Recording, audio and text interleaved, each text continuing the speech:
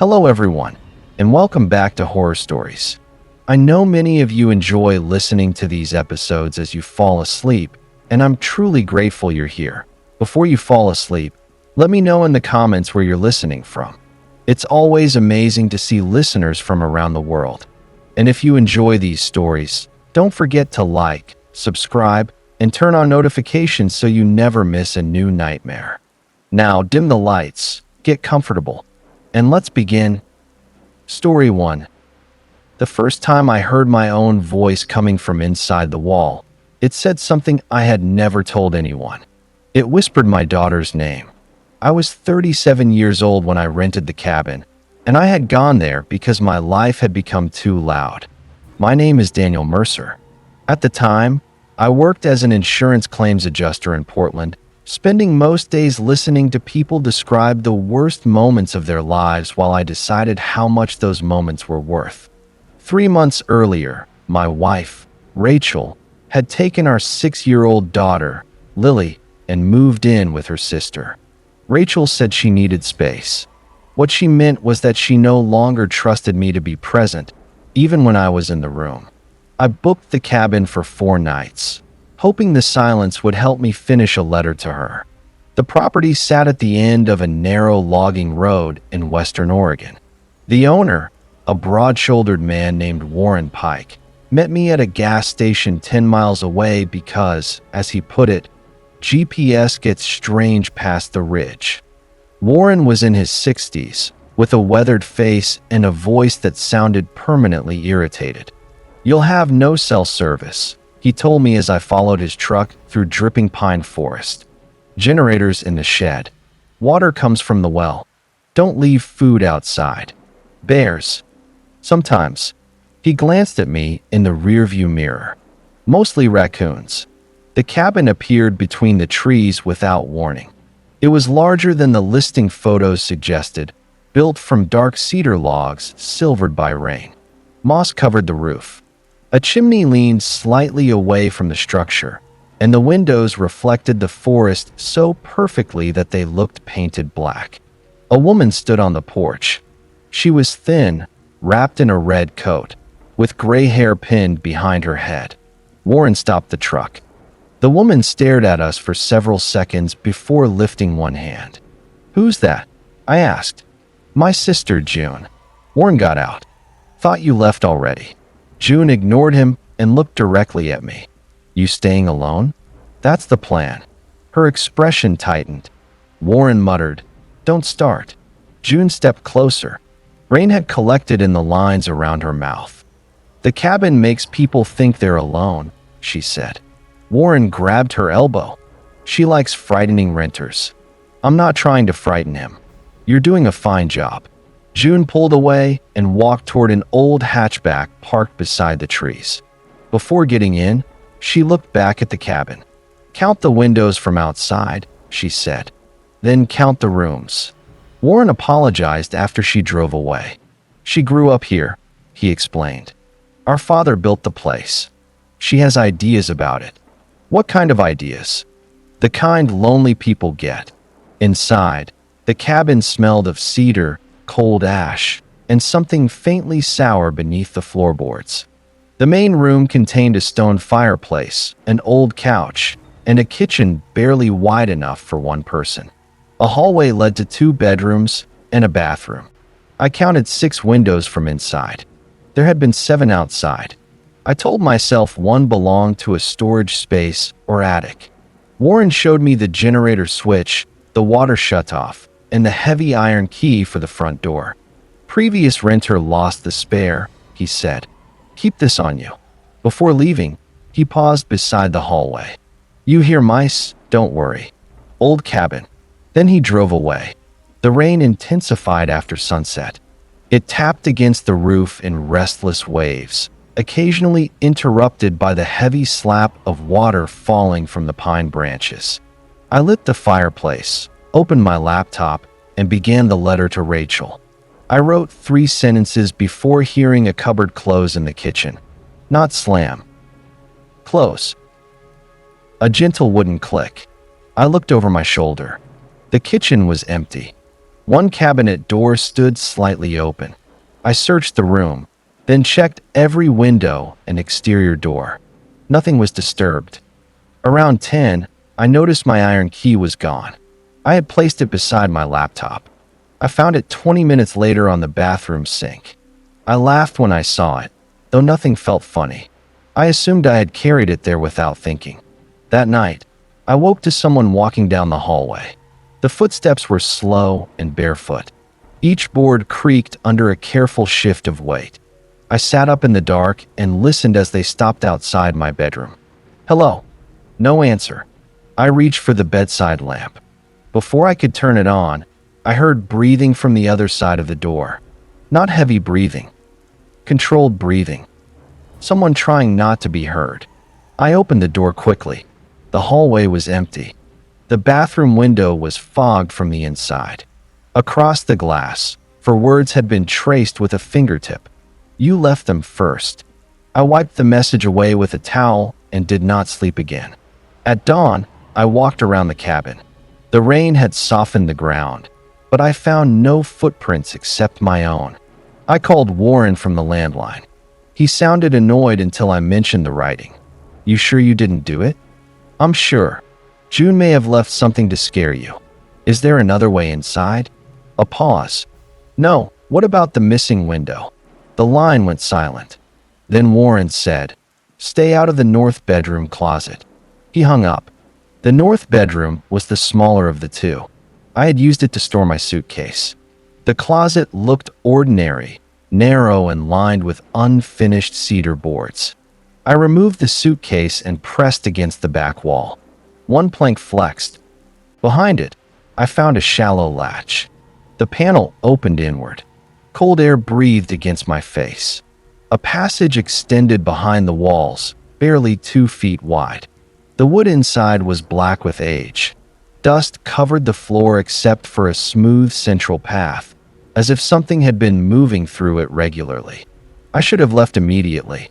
Instead, I took a flashlight and stepped inside. The passage ran behind the bedroom, then turned sharply. I could hear the cabin from within its walls, the ticking clock, the refrigerator motor, the whisper of rain against the siding. Small openings had been cut between the logs. Through one, I could see the couch. Through another, the bathroom mirror. Someone could watch every room without being seen. Farther in, I found objects arranged on a shelf. Buttons, earrings, wallets, children's toys, photographs, keys. My iron key lay among them. Behind the shelf was the 7th window. A chair had been positioned beneath it, facing outward. I heard the front door open. Daniel. Rachel called from the main room. My body went rigid. Daniel, are you here? It was her voice exactly. The slight breathlessness. The way she softened the second syllable of my name. I crawled toward the opening behind the living room. Rachel stood near the fireplace with her back to me. She wore the blue sweater she had worn the day she left. Rachel. She turned. Her face was wrong. Not deformed. Incomplete. Her features seemed to shift depending on where I looked. Her mouth held Rachel's smile, but her eyes belonged to someone older. Her skin moved in tiny ripples, as though expressions were passing underneath it. Then she spoke in Lily's voice. Daddy, why are you hiding? I stumbled backward. The thing tilted its head, listening to my movement inside the wall. Then it smiled. I know where you are, it whispered in my voice. The lights went out. Something entered the passage behind me. I heard wood scrape softly against wood, followed by the sound of bare skin sliding along the floor. I crawled toward the closet opening, but the passage seemed longer than before. My flashlight beam shook across blackboards covered with scratched words. Some were dates. Some were names. One sentence appeared repeatedly. It learns you from the quiet. Behind me, Rachel began crying. Not the creature pretending to cry. Rachel's real sobs, the kind I had heard during our last argument. You promised you'd change, she said. I kept moving. You always leave when it gets difficult. The voice shifted to Warren. Don't let it get ahead of you. Then June. Count the rooms. Then Lily, close enough that I felt breath touch the back of my neck. Turn around, Daddy. I did not. I reached the panel and forced myself through, tearing my shirt on the latch. I slammed it closed and dragged the dresser in front of it. The cabin went silent. I grabbed my coat and ran to the front door. It would not open. The iron key was still inside the wall. A knock came from the north bedroom closet. 3 gentle taps. Then 3 more from the bathroom wall. Then the kitchen. The knocks moved around me, circling the cabin. I took the fireplace poker and smashed the nearest window. Cold rain blew inside. As I climbed onto the sill, a hand closed around my ankle. It felt human, warm. I looked down. Lily was lying beneath the window. Her fingers gripped my leg. Her face was pale and wet with tears. Please don't leave me again. For 1 second, I believed it was her. Then she blinked sideways. I kicked free and fell into the mud outside. Behind me, every window filled with faces. Warren. June. Rachel. Lily. Me. All of them watched silently from inside the cabin. I ran barefoot down the logging road until Warren found me near sunrise. He did not ask what happened. He drove me to town, then called June. She arrived at the gas station carrying a blanket and a paper cup of coffee. While Warren stood outside smoking, she told me their father had discovered the passages after buying the property in 1958. He thought squatters were living in the walls, she said. Then he started hearing our mother after she died. Why rent it out? Her eyes moved toward Warren. Because it stays quieter when someone is inside. The cabin burned 2 days later. Warren claimed the generator caught fire. Nothing remained but the stone chimney and part of the foundation. Rachel eventually let me come home. I never told her the whole story. I became more present, more patient. For a while, I thought surviving the cabin had saved my family. Then, last week, Lily came into our bedroom after midnight.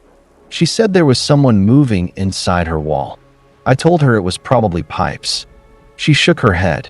No, Daddy, she whispered. It sounds like you. Then my voice spoke from behind her bedroom wallpaper and asked her to let me out. Story 2. The cabin appeared in 3 different places before I understood that it was following us. By then, one of my friends had vanished. Another had aged nearly 20 years overnight, and the road back to civilization no longer led to the same world we had left. My name is Nathan Cole. I was 34 when this happened, and I worked as a land survey technician for a private forestry company in northern Maine. I was not a superstitious man. My job depended on measurements, satellite coordinates, boundary markers, and maps that had been checked by people more careful than me. That was why the cabin bothered me before anything frightening happened. It was not on any map. I had gone into the woods with 2 co-workers, Eric Vance and Lena Ortiz, to inspect a disputed parcel near the Canadian border. A storm had damaged several access roads, and our employer wanted updated boundary data before winter logging began. Eric was 41, broad and loud, with the kind of confidence that made him treat every problem like an insult. Lena was 29, practical and observant, and she remembered details other people ignored. We left our truck at an abandoned logging gate shortly after noon. The sky was low and gray. Wet leaves clung to the trail, and the forest smelled of first sap, cold soil, and distant rain. The farther we walked, the quieter it became. Even the crows disappeared. At 3:17 p.m., according to my field notebook, Lena stopped beside a ridge. Was that in the satellite image? She asked. A cabin stood in the hollow below us. It was small, with white-painted walls, a stone chimney, and a porch facing east. Smoke rose from the chimney in a thin, steady line. I checked the tablet. The screen showed trees, elevation contours, and the stream behind the hollow. No structure. Eric looked over my shoulder. Image is probably old. The roof looks new, Lena said. He shrugged. Then someone built illegally. The cabin felt strangely out of place, not because it was old, but because the forest around it looked younger. The trees nearest the walls were thin and pale, while the surrounding woods were thick with trunks older than any of us. We approached because we needed to confirm whether the building interfered with the property line. The porch boards were dry despite the damp air. A brass bell hung beside the door. Eric rang it. From inside, a woman called, "You're late." The door opened before we could answer. She looked about 60, with silver hair braided over one shoulder. She wore a dark blue dress that seemed too formal for the woods. Behind her, firelight glowed across hand-hewn furniture. "You're the men from the county," she said. "Forestry survey," I replied. "Private company." Her smile faded. Then she looked at Lena. "You brought Maria?" "My name is Lena." The woman stared at her for several seconds. "No," she said softly. "Not yet." Eric gave me a quick glance. I explained that we were checking boundaries and asked whether she owned the land. "My husband filed the claim." "When?" "Last spring." "What year?" She frowned as if the question were rude. 1908. No one spoke. A clock ticked somewhere behind her. Eric laughed once, awkwardly. "Right." The woman closed the door. We returned to the trail without completing the survey. 15 minutes later, I looked back. The hollow was empty. There was no cabin, no chimney smoke, no clearing. Only trees. Eric accused me of recording the wrong coordinates. I checked twice. Lena walked down into the hollow and found fresh mud where the foundation should have been, but no stones, nails, footprints, or cut timber. "We saw it," she said. Eric rubbed both hands over his face. "We saw something." The rain began soon afterward. Our route back should have taken 2 hours, but the trail bent in directions that made no sense. The compass needle drifted. The GPS showed us moving north while the terrain clearly sloped south. At dusk, we found the cabin again. This time it stood beside a frozen pond. The pond had not been there before. Ice covered it from shore to shore, though the air was well above freezing. A child's red sled lay near the porch. No smoke rose from the chimney. "We keep walking," Eric said. Lena pointed toward the darkness between the trees. "There isn't a trail anymore." She was right. The forest behind us had become a wall of close-grown trunks. Branches knitted together so densely that we could not see more than a few feet inside. Rainwater had soaked through my jacket. The temperature was dropping fast. The cabin was our only shelter. Inside, dust covered the floor. The furniture was different from what I had seen earlier. A rusted stove stood where the fireplace had been, and the walls were covered with yellowed newspaper. One headline read, "Black Creek Settlement Abandoned After Winter Fever." The paper was dated February 14th, 1931. Another article described 37 residents disappearing during a blizzard. Searchers had found houses, livestock, food, and fires still burning, but no people. Lena touched a photograph beneath the article. It showed the cabin surrounded by a village. Dozens of men, women, and children stood in front of it. One of the women was Lena. The resemblance was exact. Same face. Same dark eyes. Same small scar above her eyebrow. Eric ripped the photograph from the wall. "This is a setup." "By who?" I asked. He turned on me. "You're the one with the maps." A sound came from the loft. 3 footsteps. Then silence. Eric raised his flashlight. "Someone's up there." The ladder creaked as he climbed. Lena caught his sleeve. "Don't." He pulled free. "I'm done being scared by old newspapers." His head disappeared into the opening. A second later, he said, "What the hell?" I climbed after him. The loft was larger than the entire cabin. Rows of narrow beds stretched into darkness, each covered with a gray blanket. People lay beneath them, hundreds of them. Their faces were turned toward the wall. At the far end, Eric stood beside one empty bed. A wooden plaque above it bore his full name. Underneath was that day's date. Then the figures in the beds began breathing together. One long inhalation, one long exhalation. Eric backed toward us. The nearest figure rolled over. It had Eric's face. Older. Sunken. White-haired. Its eyes opened. "You came back too soon," it whispered. The lantern went out.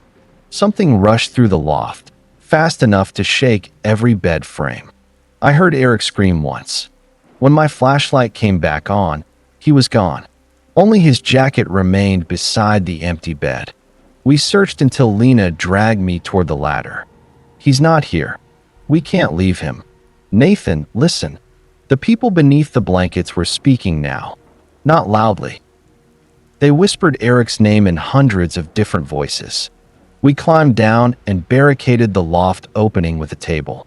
Outside the windows, the settlement had returned. Houses stood beyond the porch, their windows glowing amber through falling snow. Shadowy figures moved between them. The storm had become a blizzard. Lena's watch read 9:40 p.m. Mine read 6:12 the following morning. A knock sounded at the door. "Please," Eric called from outside. "Let me in." Lena covered her mouth. His voice came again. I found the road. Through the window, I saw him standing in the snow. He looked normal except for his shadow. It stretched toward the cabin from 3 different directions. "Open the door," he said. Then every house in the settlement opened at once. People stepped into the street. They all had our faces. Some were young. Some were old. Some were injured. Some wore clothing from decades I recognized only from photographs. The woman in the blue dress stood among them. She looked at Lena. "Maria," she called. "You stayed away long enough." Lena staggered backward. "I'm not Maria." The woman smiled. "You always say that the first time." A pounding began beneath the floor. I pulled up a loose board and found stone steps descending into darkness. Cold air rose from below, carrying the smell of damp earth and wood smoke. We had no other escape. We went down. The stairs ended in a buried street. Buildings leaned beneath a ceiling of roots and soil. Frozen figures stood in doorways, their skin gray and preserved, all facing the cabin above. At the end of the street was a church. Inside, names covered the walls. I found mine. Nathan Cole, 1989 to 2023. Below it, another inscription had been scratched into the plaster. Returned 2041. Lena found her name beside mine. Maria Ortiz, 1882 to 1931. Before I could speak, a bell rang overhead. The buried townspeople opened their eyes. We ran. The street twisted as we moved, folding back into itself. Doors appeared where walls had been. Snow fell from the soil ceiling. Voices called from houses using the voices of my parents, my co-workers, and people I had not spoken to in years. At the church entrance, the woman in blue stepped in front of Lena. She touched Lena's cheek. "You were the one who led us here," she said. Lena began to cry. "I've never seen you." "You will." The woman turned to me. "The land remembers forward and backward. It keeps every version of those who enter." Behind her, Eric emerged from the darkness. He had become an old man. His hair was white, his spine bent, his face lined with terror. "I've been here 18 years, he said. Only 6 hours had passed for me. He grabbed my coat. "You have to burn the first house, before the town arrives." "The cabin?" He nodded. "It moves because it's looking for the moment it was built." We climbed back through the cellar as the settlement shook around us. In the cabin, I poured fuel from the survey heater across the floor. The walls began changing as I worked. New wood became rotten boards. Wallpaper appeared, peeled away, and returned. Voices cried from inside the walls. Lena stood near the door, staring at the woman's photograph. "I remember her," she whispered. "Don't listen. I remember this place." The front door opened. The settlement waited outside. The woman in blue held out her hand. Lena stepped toward her.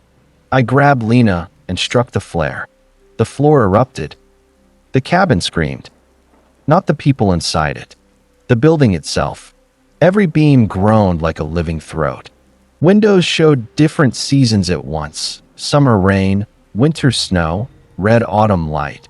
Darkness filled with stars I did not recognize. Eric pushed us through the doorway as the roof collapsed.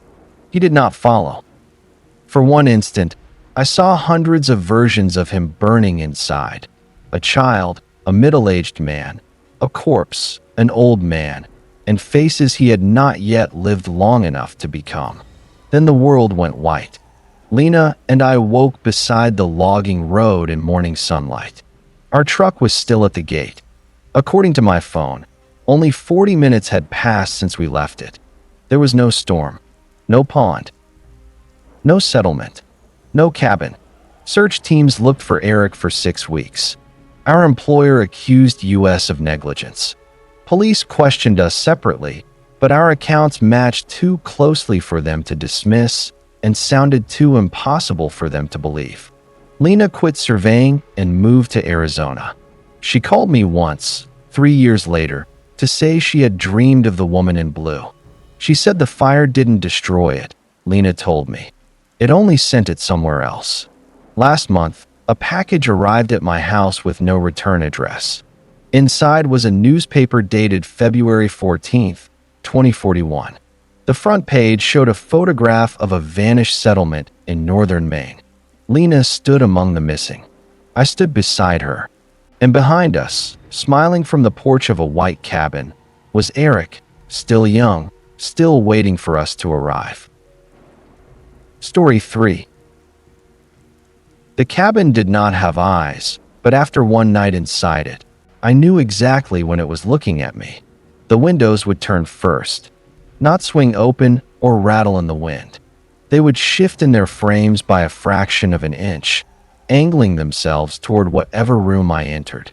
By the time I understood what that meant, the cabin had already learned my wife's voice, my brother's face, and the one memory I had spent 12 years trying to forget. My name is Owen Barrett. I was 36 when my father died and left me a property in the mountains of western North Carolina. I had never heard of it.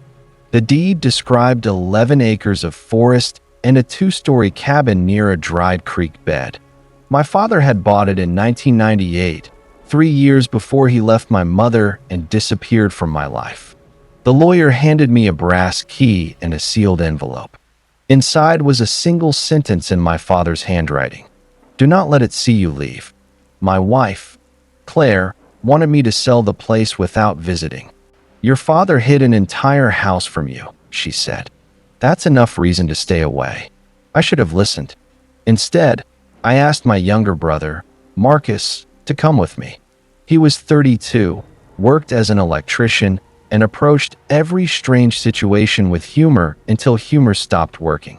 Claire came because she did not trust either of us to make sensible decisions alone. We drove up on a wet Friday afternoon in late October. Mist hung between the trees, and dead leaves stuck to the road like flattened hands. The air smelled of rain, pine needles, and something metallic beneath the soil. The cabin stood at the end of a narrow clearing. It was larger than I expected, built from dark timber with a steep roof and a wraparound porch. For tall windows faced the road.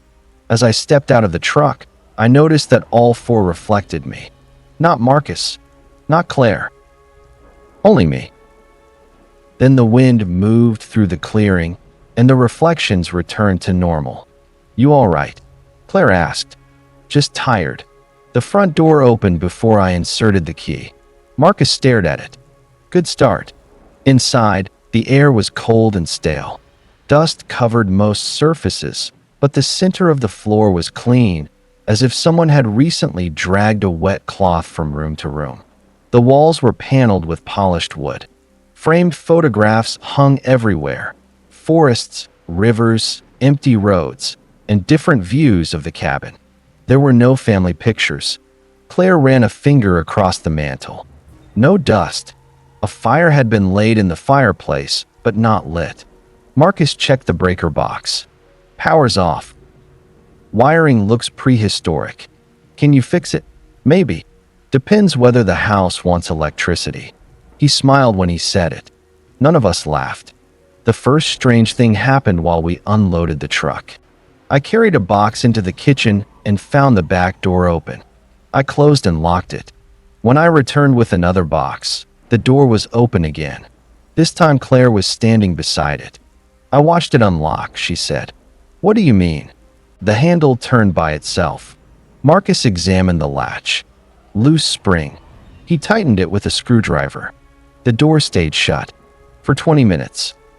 Then it opened when Marcus walked past, almost like it was making room for him. By evening, rain hammered the roof. We lit candles and built a fire. The flames gave the walls a deep orange shine, and the cabin began making small, settling noises around us. Clicks, long wooden sighs, a soft tapping inside the ceiling. At dinner, Claire looked toward the hallway. Did one of you say my name? Marcus shook his head. I had heard it too. A whisper had moved through the wall behind me. Claire.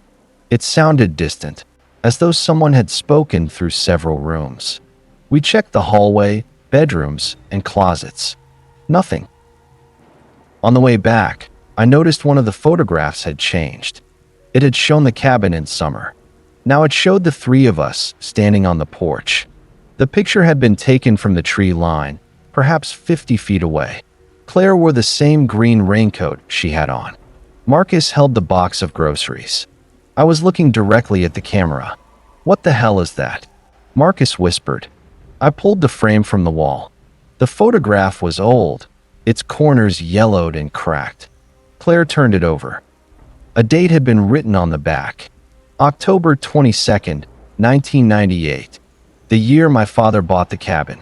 We searched the other pictures. In one, Marcus was visible through an upstairs window, though he had not gone upstairs yet. In another, Claire stood alone in the clearing after dark. The last photograph showed me sitting at the kitchen table with my face buried in my hands. Behind me stood my father. I dropped the frame. The glass broke. Something moved inside the wall. Not a mouse. It sounded heavy, sliding slowly between the beams. Then a low voice whispered near my ear. You came back. I spun around. No one was there. Marcus had gone pale. That sounded like Dad. Claire gripped my arm. We're leaving. We grabbed our coats and bags. The front door had disappeared. Where it had been, there was now a solid wall of polished wood. Marcus ran his hands over it. No seam. No frame. The back door was gone too. The windows remained, but the glass would not break. Marcus struck one with the fireplace poker hard enough to bend the metal. The glass flexed inward like skin and pushed the poker back. The cabin creaked around us. The windows shifted. All of them turned toward Claire. She backed away. Why is it looking at me? The walls whispered her name. Not one voice. Dozens. Some sounded old. Some sounded like children. One sounded exactly like me. Claire started crying. Stop it. The whispering stopped immediately. The cabin had listened. Marcus looked upward. We need to find another way out. We moved upstairs. The staircase seemed longer than it had before. There had been 14 steps when we arrived. I counted 23. At the top, the hallway stretched far beyond the outer dimensions of the building. Doors lined both sides. Each door had a brass nameplate. Some were blank. One said Marcus. Another said Claire. The final door said Owen. Marcus grabbed my sleeve. We don't open those. A child began humming behind Claire's door. Claire covered her mouth. The tune was one she used to sing to our son, Eli, before he died. He had been 4 years old. A drunk driver had crossed the center line. I had been driving. Claire had survived. Eli had not. We had never told Marcus the song. Mommy, a small voice called. Claire moved toward the door. I caught her around the waist. That isn't him. The voice began to sob. "Mommy, it's dark." Claire fought me with a strength that terrified me. "Let me go." The door opened by itself. Behind it was Eli's bedroom from our old house. His blue blanket lay on the bed. His toy train sat on the floor.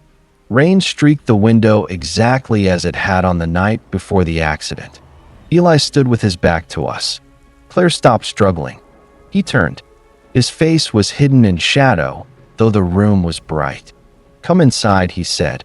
The walls around the hallway whispered the same words. Marcus slammed the door. The cabin shuddered. Every door flew open at once. Behind each one was a different room. I saw my childhood kitchen, my mother's hospital room, the roadside where Eli died. Marcus saw something that made him stagger backward. "No," he whispered. A man stepped from the room marked Marcus. It was my father. He looked exactly as I remembered him. Gray beard, tired eyes, flannel shirt. "You left me here," he said. Marcus shook his head. "You left us." Our father smiled. "Not me." His face folded inward.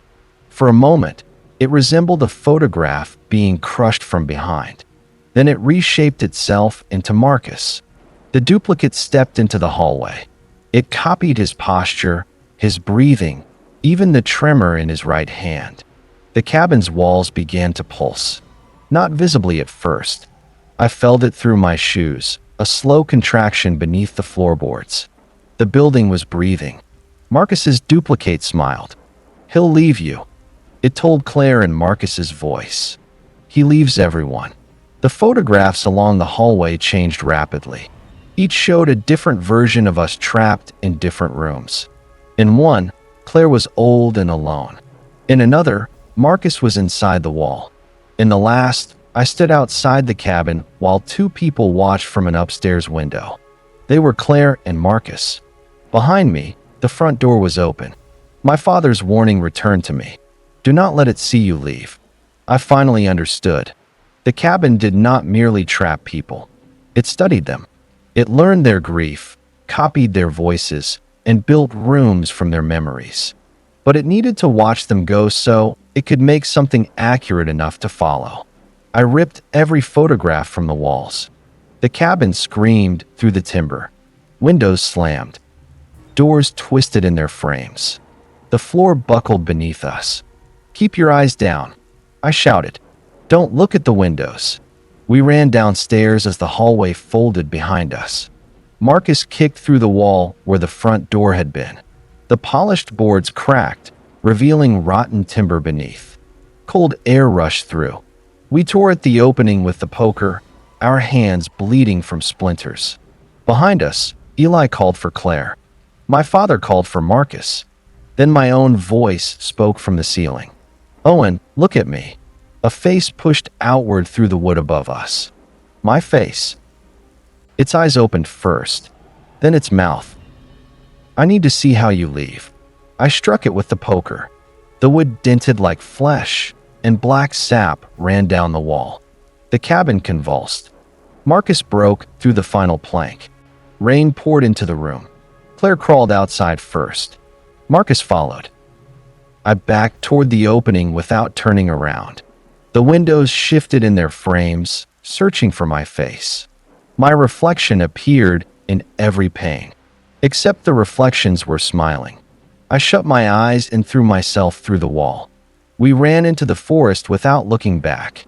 At the road, Marcus's truck was gone, but a state trooper found us after sunrise. We told him we had become lost while hiking. None of us mentioned the cabin. When we returned with the police 2 days later, the clearing was empty. No foundation. No road. No sign that a house had ever stood there. Claire and I moved away 6 months later.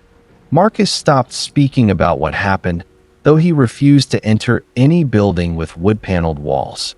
For a while, I believed the cabin had remained in the mountains. Then our family photographs began changing. At first, the differences were small. A door opened in the background, a window where there had never been one. Last night, Claire found a new picture in Eli's old photo album. It showed our current house from across the street. "Claire, and I were visible through the living room window. Between us stood a tall figure wearing my face, and behind the camera, reflected faintly in the glass, was the cabin watching us back. Story 4. By sunrise, 5 people were dead, the cabin was burning, and I was running through the snow with blood frozen inside my gloves. The police found me 12 miles from Black Pine Cabin. I told them an animal had attacked us. That was the first lie. My name is Caleb Morris. I was 33 when my brother, Aaron, invited me on what he called a last normal weekend before his wedding. Aaron and I had grown apart after our father died, and I knew the trip was his attempt to repair things without having to say so directly. There were 6 of us. Aaron was 35, confident and restless, always trying to keep everyone entertained. His fiancée, Rebecca, was calm and practical, with a talent for noticing when people were hiding something. Aaron's best friend, Luke, was a former Army medic who treated every problem like a field exercise. Nina, Rebecca's younger cousin, was a wildlife photographer. The last member of the group was Dean, the owner of the cabin and a man Aaron knew from work. Dean was quiet during the 4-hour drive into northern Minnesota. He kept checking the forest as if he expected something to cross the road. Black Pine Cabin sat near a frozen lake, surrounded by dense spruce and old pines blackened by age. The snow around it was smooth and untouched.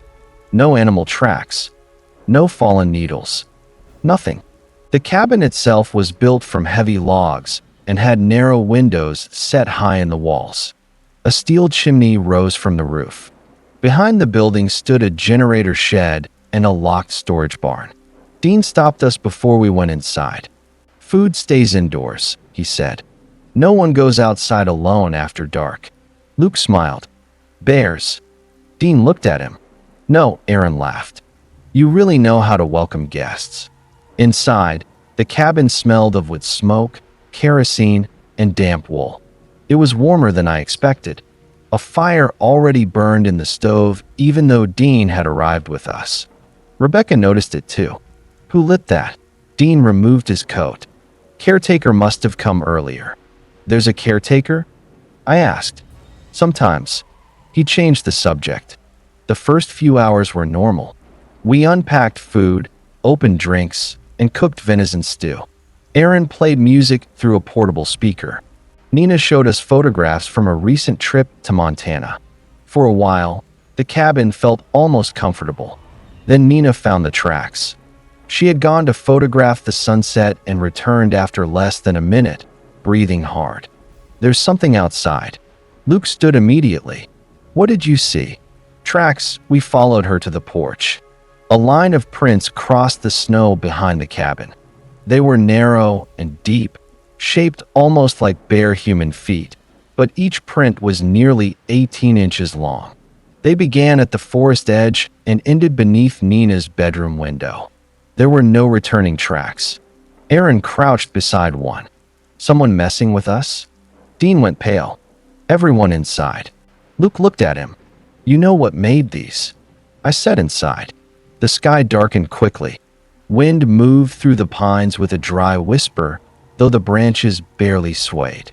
Dean locked the door and checked every window. Rebecca folded her arms. "You need to tell us what's happening." "It's probably a moose track melted out of shape." Nina shook her head. "It had toes." Dean stared at the floor. Then something scratched beneath the cabin. The sound moved slowly from one end of the building to the other. Everyone stopped speaking. 3 knocks came from below us. Aaron forced a laugh. "Big raccoon." A 4th knock answered directly beneath his chair. Luke took a flashlight and reached for the door. Dean blocked him. "You open that, we all die." The room went silent. Luke lowered the flashlight. "What is out there?" Dean sat beside the stove.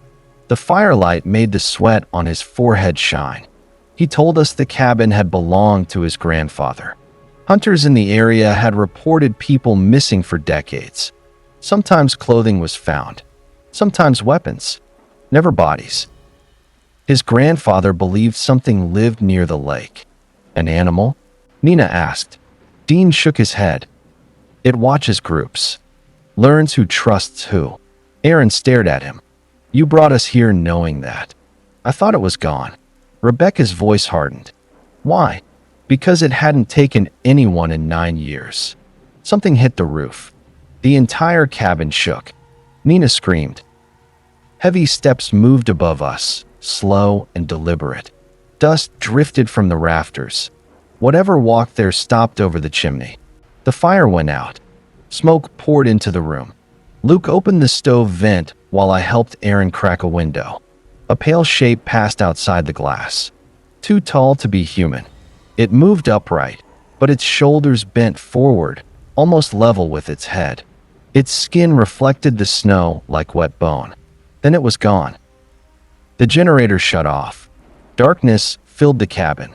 We used flashlights and candles. Luke organized us in the main room and checked the windows. Dean kept whispering that we needed to stay together. At 10:40, we heard Aaron calling from outside. Caleb, open the door. Aaron was standing beside me.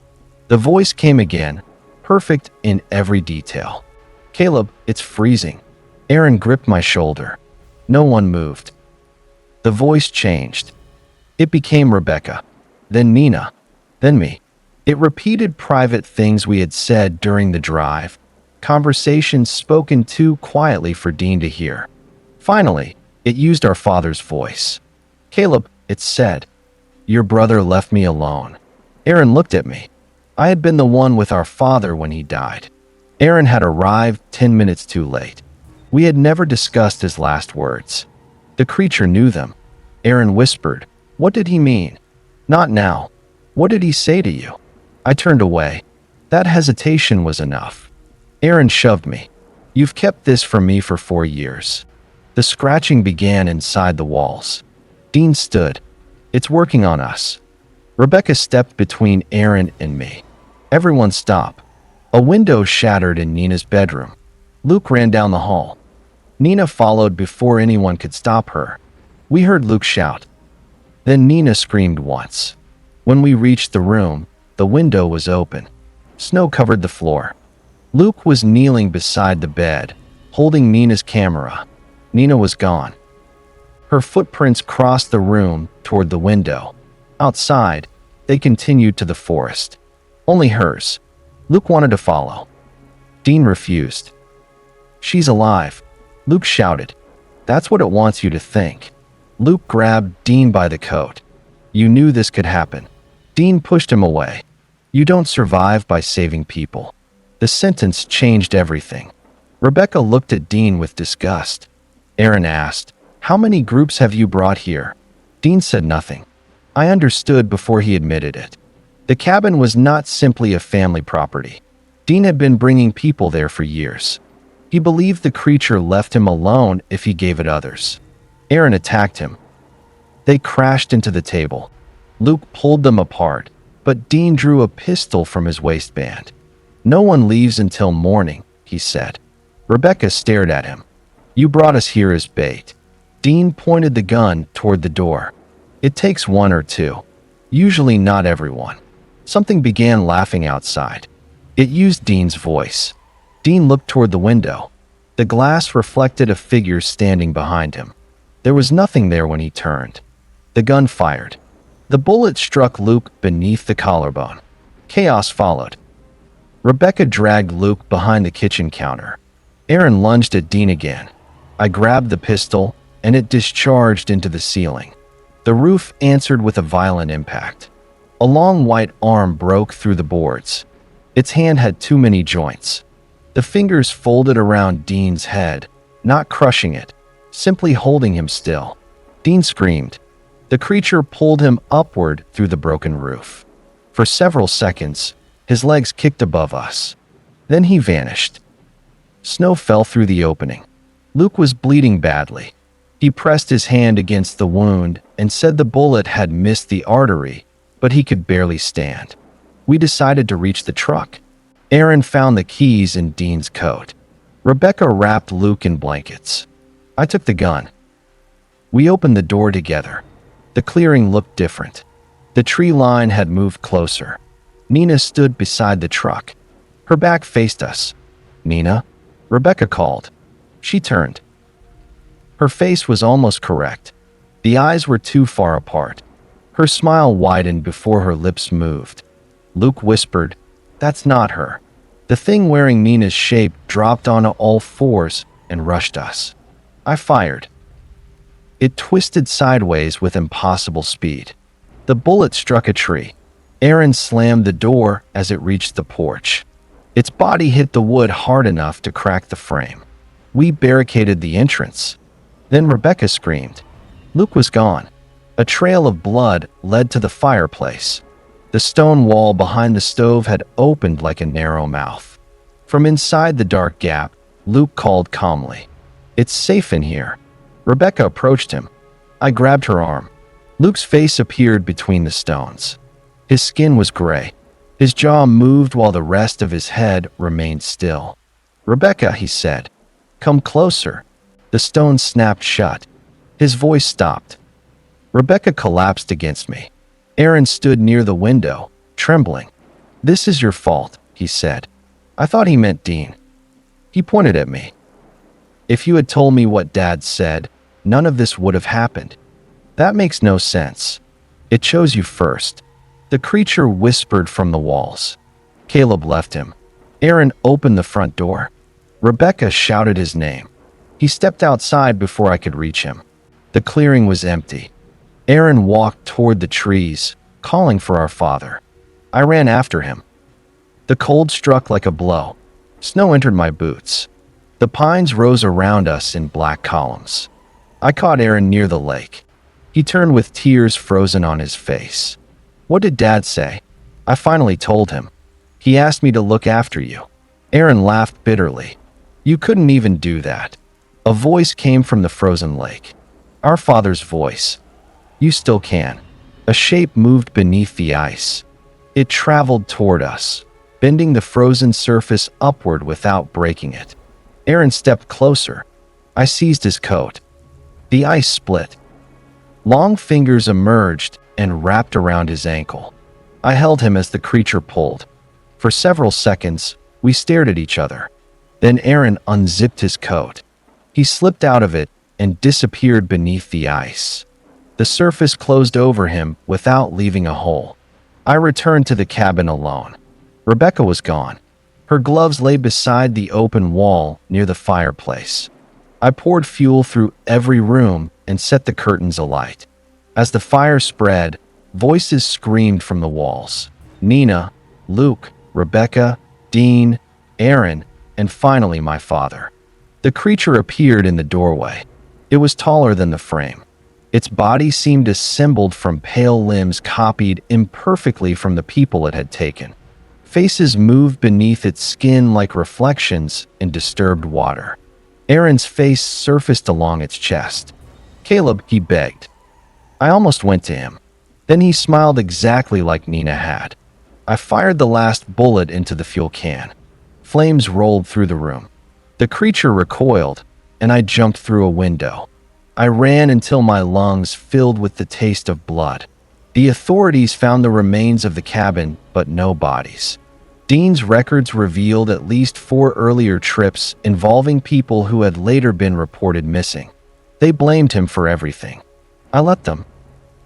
For months, I believed the creature had died in the fire. Then, 3 nights ago, someone knocked on my apartment door. Through the peephole, I saw Aaron standing in the hallway. He looked cold, frightened, and completely human. He whispered the final words our father had spoken to me, words I had never told anyone. I did not open the door, but every night since then, the knocking has come from a little farther inside my apartment. Story 5. The cabin was less than a mile from the trail, but it took us 11 hours to reach it. By the time we found the front door, the sun had risen twice. My phone claimed it was Thursday, and my brother was insisting that the trees had started calling him by name. My name is Evan Hale. I was 35 when this happened, and I worked as a middle school science teacher in Asheville, North Carolina. I had gone into the mountains with my younger brother, Noah, and two friends, Marissa Cole and Ben Whitaker, for a 3-day hiking trip along an old section of the Benton Mackay Trail. The trip had been Noah's idea. Our mother had died the previous winter, and he had not handled it well. He stopped sleeping, stopped answering messages, and eventually lost his job at a printing company. I thought getting him away from town might help. Marissa was an emergency room nurse, practical and blunt. Ben was a photographer who joked whenever he became nervous, which meant he joked constantly. We met an old man at the trailhead just after dawn. He sat on the hood of a rusted green truck, drinking coffee from a metal cup. His face was deeply lined, and one of his eyes was clouded white. "You staying on the marked trail?" he asked. "That's the plan," I said. He looked at Noah. "If you hear someone calling from beyond the pines, don't answer." Ben smiled. "Local monster?" The old man did not smile back. "There's a tree line past the northern ridge that wasn't planted by God. Folks used to hang bells there so they'd know if anything crossed over." "Crossed over from where?" Marissa asked. The man looked into the forest. "Somewhere that thinks it's here." We thanked him and left. For the first 4 hours, nothing happened. The trail climbed through damp hardwood forest, where sunlight fell in pale strips between the leaves. The air smelled of moss, wet bark, and crushed ferns. Water moved somewhere below us, hidden in the ravine. By noon, clouds had gathered over the ridge. Noah was quieter than usual. He kept looking into the trees. "What is it?" I asked. "I thought I heard Mom." I stopped. Marissa looked back at us. Noah forced a laugh. "Probably a bird." We continued. At 1:20 p.m., we found the bells. They hung from a line of thin black pines growing in a perfect curve across the ridge. Hundreds of small rusted bells had been nailed into the trunks. Some were shaped like church bells, others like livestock bells or children's toys. None moved in the wind. The trees beyond them were different. Their trunks were pale and smooth, without bark. Their branches began too high to reach and spread overhead like interlocking fingers. No undergrowth grew beneath them. Our trail should have continued west. Instead, it ended at the bells. Ben checked his GPS. "The trail's on the other side." Marissa frowned. "That can't be right." The map showed the path cutting directly through the pale forest. We searched for an alternate route, but the ridge dropped steeply on both sides. Rain began falling, cold and sudden. Crossing the tree line seemed safer than trying to descend wet rock. Before stepping through, Marissa rang one of the bells. It made no sound. The moment I passed between the black pines, the rain stopped. Not gradually. 1 second it struck my jacket and the leaves behind me. The next, there was only silence. The air on the other side felt warmer. The sky remained gray, but the light seemed to come from the ground as much as from above. Ben turned back. The black pines were gone. Behind us stretched more pale forest. "No," Marissa whispered. We retraced our steps for 15 minutes and found no ridge, no bells, and no trail.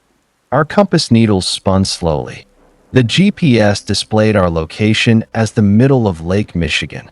"That old man knew," Noah said. Ben tried to keep his voice light. "Maybe the forest has terrible cell service." No one answered. We chose one direction and marked the trunks with orange tape. After an hour, we passed the first strip of tape again. Only it was tied around a tree ahead of us, not behind us. The knot was different. Marissa had tied a square knot. This one was braided like hair. Soon afterward, we began hearing footsteps. They followed us at a distance, always matching our pace. When we stopped, they stopped. When Ben shouted into the trees, something laughed once, far away. It sounded like Ben. At dusk, we saw the cabin. It stood in a clearing that seemed impossibly wide, its far edge lost in mist. The building was small, made of gray logs, with a steep roof and one narrow chimney. Warm light shone through the windows. No smoke rose above it. There could be people there, Noah said. There shouldn't be anything here, Marissa replied. We need shelter, I said. That decision still keeps me awake. The front door was unlocked. Inside, a fire burned without producing heat. 4 wooden chairs surrounded a table. On the table sat 4 bowls of steaming soup. Each bowl was placed beside one of our backpacks. Our backpacks were still on our shoulders. Ben backed toward the door. Nope. The door shut behind him. The interior smelled of old soil and boiled onions.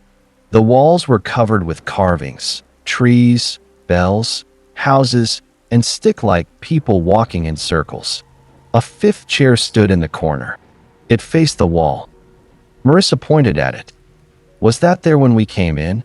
Before anyone answered, a woman spoke from the loft. Evan, my body went cold.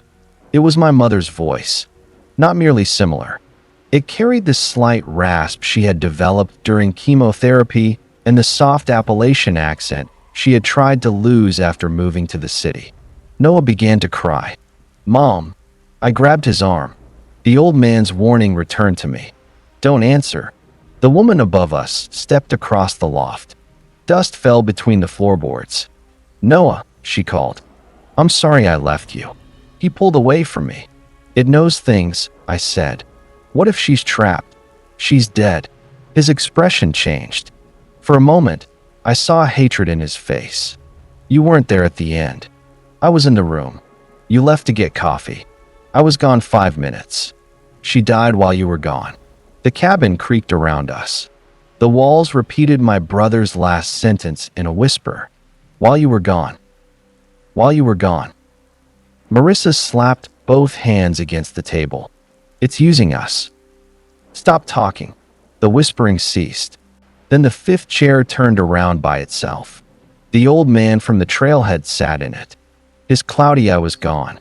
In its place was a dark hole filled with tiny moving lights. You cross quiet, he said. Ben stared at him. What does that mean? You rang the bell, but the bell didn't hear you.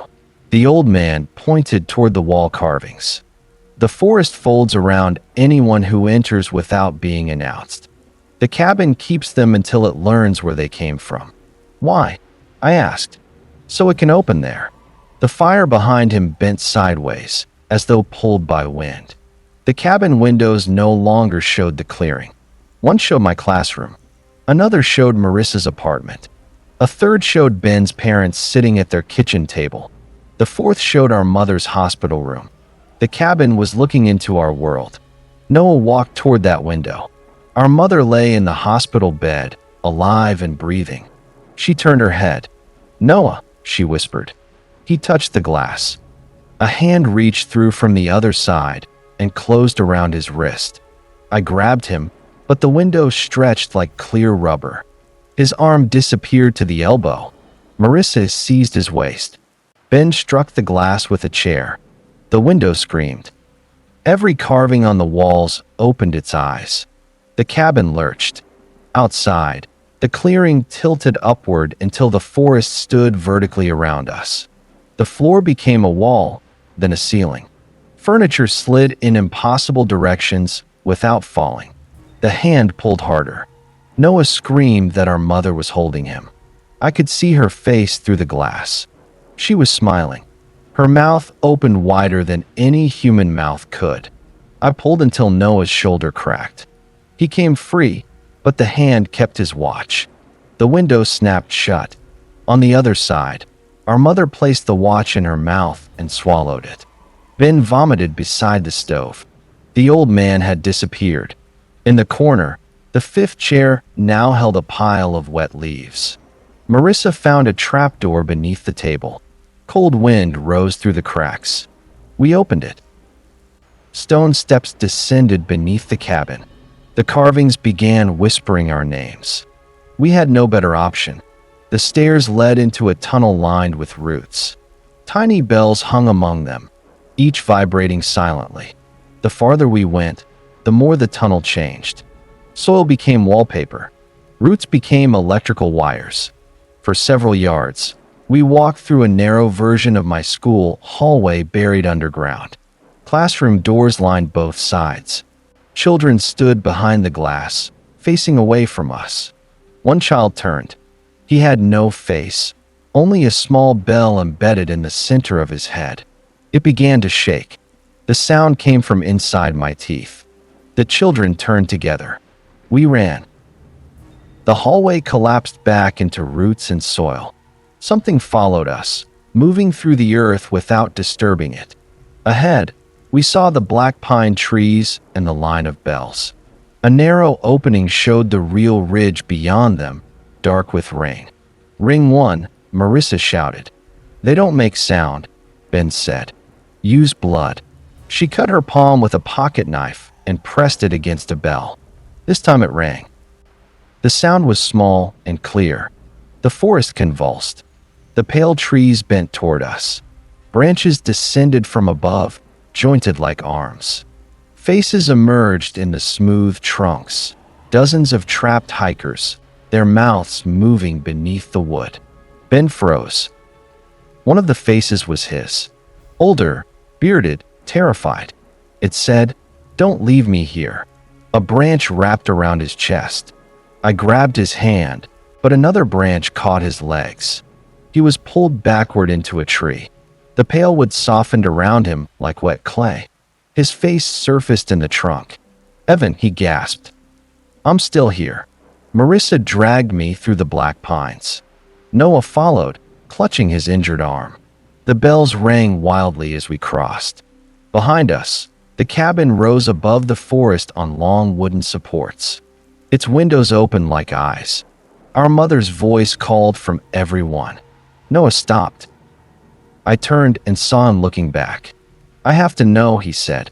The cabin window showed our mother standing in sunlight, healthy again. I ran toward him. The tree line moved between us. For 1 second, I saw Noah reach for me. Then the black pines closed together. The bells fell silent. Marissa and I woke on the original trail during heavy rain. Search crews found no sign of Ben or Noah. The authorities believed they had fallen into the ravine. Marissa and I told the same story until people began looking at us with pity instead of suspicion. We stopped speaking after that. Last winter, I received a package with no return address. Inside was Noah's watch. The hands were moving backward. There was also a photograph of my classroom taken from the rear corner. I stood at the board with my back to the camera. Outside the classroom window, beyond the school parking lot, a line of pale trees had begun growing. Yesterday, one of my students asked why there were bells nailed to them. This morning, my brother's voice called my name from beyond the tree line, and every bell answered.